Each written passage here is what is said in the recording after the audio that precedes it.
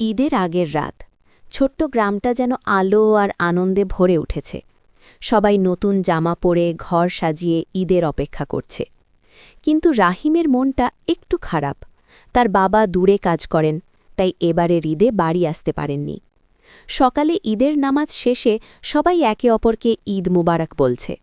রাহিমও হাসি মুখে সবাইকে শুভেচ্ছা জানায়, কিন্তু ভেতরে ভেতরে সে বাবাকে খুব মিস করে। হঠাৎ বাড়ির দরজায় কড়া নাড়ার শব্দ। রাহিম দরজা খুলতেই অবাক, তার বাবা দাঁড়িয়ে আছেন। বাবা হেসে বললেন, ঈদ মুবারক বাবা, তোমাকে চমক দিতে চেয়েছিলাম। রাহিম আনন্দে বাবাকে জড়িয়ে ধরে। সেই মুহূর্তে তার কাছে ঈদের সবচেয়ে বড় উপহার হয়ে ওঠে এই ভালোবাসা আর একসাথে থাকার সুখ। সেদিন রাহিম বুঝতে পারে, ঈদ মানে শুধু নতুন জামা বা মিষ্টি নয়, ঈদ মানে প্রিয়জনের সাথে ভাগ করে নেওয়া খুশি আর ভালোবাসা।